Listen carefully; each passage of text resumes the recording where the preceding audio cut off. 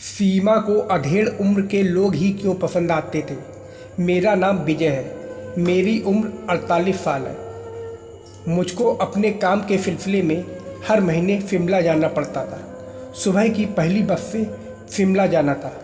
उस दिन भी मैं बस से दफ्तर के काम से शिमला ही जा रहा था। बस अड्डा पहुंचने में मुझे थोड़ी देर हो गई थी। पहली बस होने के चलते भीड़ बहुत ज़्यादा थी। जहाँ एक ओर मर्दों की बहुत लंबी लाइन लगी थी, दूसरी ओर औरतों की लाइन छोटी थी। मुझको यह एहसास हो चला था कि आज इस बस में शायद ही सीट मिले, लेकिन उम्मीद पर दुनिया कायम है। यह सोचकर मैं लाइन में खड़ा रहा। तभी औरतों की लाइन में एक लड़की आकर खड़ी हो गई। उम्र यही कोई 21 साल के आसपास, खुले बाल, पैंट टी शर्ट पहने, बाएं हाथ में एक बैग लिए हुए खड़ी थी। मैंने अपनी लाइन से बाहर आकर उस लड़की से पूछा, मैडम आप कहाँ जाएंगी? उस लड़की ने मेरी तरफ गौर से देखा, फिर कुछ सोचकर बोली, शिमला। मैंने कहा, मैं भी शिमला ही जा रहा हूँ, अगर आप मेरी थोड़ी मदद कर दें तो। वह लड़की बोली, कहिए, मैं आपकी क्या मदद कर सकती हूँ? मैंने 500 का एक नोट उसे थमाते हुए कहा, आप मेरी भी एक टिकट शिमला की लेकर मेरी मदद कर सकती हैं। ठीक है, आप बैठिए, मैं लेकर आती हूँ। लड़की ने कहा। मैं बूथ पर लगी बस के पास जाकर खड़ा हो गया और थोड़ी देर में वह लड़की टिकट लेकर मेरे पास आ गई। हमें अगले दरवाजे के बिल्कुल साथ वाली 2 सवारियों की सीट मिली थी। बस शहर से निकल पड़ी थी। मैंने उस लड़की का शुक्रिया अदा किया। बातों का सिलसिला शुरू हुआ तो मैंने उससे पूछ लिया, आपका क्या नाम है और शिमला में क्या काम करती हैं? उस लड़की ने अपना नाम सीमा बताया और वह वहाँ एक कंपनी में सेल्फ एग्जीक्यूटिव थी। काम के सिलसिले में वह वहाँ आई थी। काम खत्म करके वह वापस लौट रही थी। मैंने उसे बताया कि मैं यहाँ लोकल दफ्तर में काम करता हूँ और कंपनी के काम से हर महीने मेरा शिमला आना जाना लगा रहता है। बस चलती रही तो बातों का सिलसिला भी चलता रहा। सीमा ने बताया कि वह मूल रूप से झारखंड की रहने वाली है। यहाँ शिमला में किराए का मकान लेकर रह रही है। घर में मम्मी पापा और छोटी बहन है जो गांव में रहते हैं। बड़ा भाई दिल्ली में एक प्राइवेट कंपनी में काम करता है। मैंने बताया कि मैं भी किराए का मकान लेकर रह रहा हूँ। बीवी बच्चे सब गांव में हैं। महीने में 2-4 बार ही घर का चक्कर लग पाता है। कुछ समय बाद यहीं अपना घर लेकर रहने का इरादा है।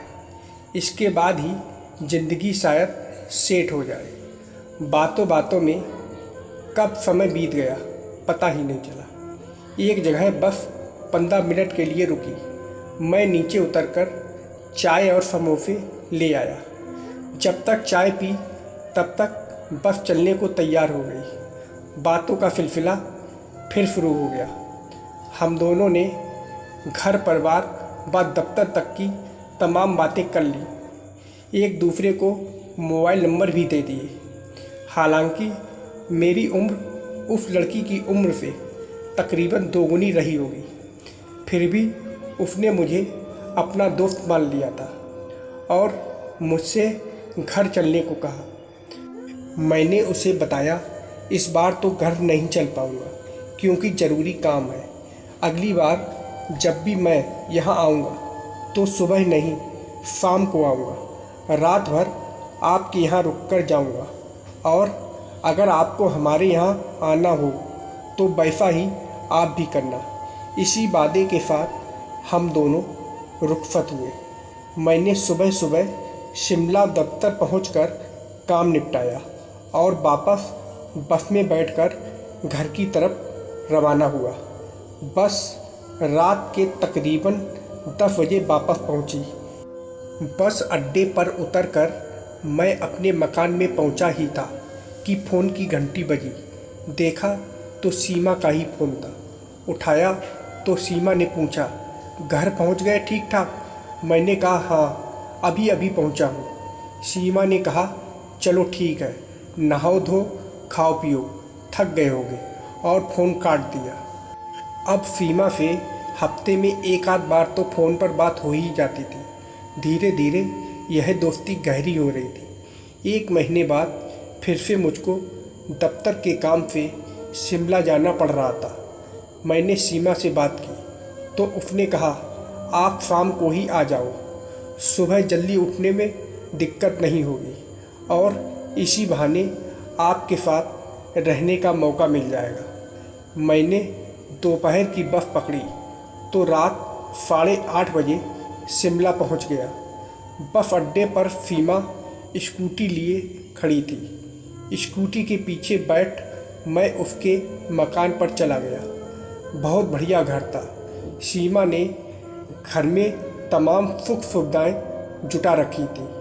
मैं चाय पीने के बाद नहा धोकर फ्रेश हो गया। सीमा ने भी समय से पहले खाना वगैरह तैयार कर लिया था। मेरे पास आकर जुल्फ़ें झटका कर उसने पूछा, आपका मनपसंद ब्रांड कौन सा है? मैं कुछ अचकचा गया। फिर थोड़ी देर में मैं बोला, जो आप पिला दें। सीमा ने विदेशी ब्रांड की बोतल ली और पैक बनाने शुरू कर दिए। 2 पैक लेने के बाद हमने खाना खाया और पति पत्नी की तरह प्यार करके उसी बिस्तर पर सो गए। मैं सुबह उठा तो खुद को बहुत हल्का महसूस कर रहा था। सीमा भी जल्दी उठ गई थी, उसे भी दफ्तर जाना था। हम दोनों ने तैयार होकर नाश्ता किया और अपने अपने काम पर निकल गए। अब इसी तरह से ज़िंदगी चलने लगी। सीमा जब भी मेरे पास छुट्टियों में आती तो मैं उसे होटल में रख लेता। जब भी छुट्टियां होती तो हम लोग घूमने निकल जाते। एक रात जब मैं सीमा के घर सोने की तैयारी कर रहा था तो मेरे मन में यह सवाल उठा कि सीमा जवान है, खूबसूरत है, अच्छा कमाती है, यह तो नए नए कितनों ही लड़कों के साथ दोस्ती कर सकती है, मौज मस्ती कर सकती है, फिर वह मुझ जैसे अधेड़ को क्यों पसंद करती है? मैंने उसके बालों में उंगली घुमाते हुए पूछा, सीमा एक बात पूछूं, अगर आप बुरा ना मानो तो? सीमा ने कहा, मैं जानती हूँ कि आप क्या पूछना चाहते हैं। आप यही जानना चाहते हैं ना कि मैं यह सब अधेड़ उम्र के लोगों के साथ क्यों करती हूँ, जबकि मेरे लिए जवान लड़कों की कोई कमी नहीं है। मैं क्या, हमारे यहाँ सब जवान लड़कियाँ यही करती हैं। इसकी खास वजह यह है कि हम यहाँ वीकेंड पर मौज मस्ती करना चाहते हैं। अधेड़ मर्द ज़िंदगी के हर तरह के रास्ते से गुजरे होते हैं, उन्हें हर तरह का अनुभव होता है, उनका अपना परिवार होता है, इसलिए वे चिपकू नहीं होते और जब जहाँ उनको कहा जाए वे दोस्ती छोड़ देते हैं।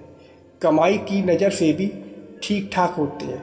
नौजवान लड़के जिद्दी होते हैं, वे समझौता नहीं करते बल्कि मरने मारने पर उतारू हो जाते हैं। कभी नफ काट लेते हैं तो कभी पागलों जैसी हरकतें करने लगते हैं। यही वजह है कि हम आप लोगों को पसंद करते हैं। मेरी और सीमा की दोस्ती तकरीबन 3 साल तक चली। उसने बाद में शादी कर अपना घर बसा लिया और दिल्ली शिफ्ट हो गई। मुझको भी उसका छोड़ना बुरा नहीं लगा क्योंकि मेरा भी परिवार था। तो दोस्तों, आप लोगों को यह कहानी कैसी लगी कमेंट करके ज़रूर बताइएगा और वीडियो को लाइक और सब्सक्राइब करना मत भूलिएगा। धन्यवाद।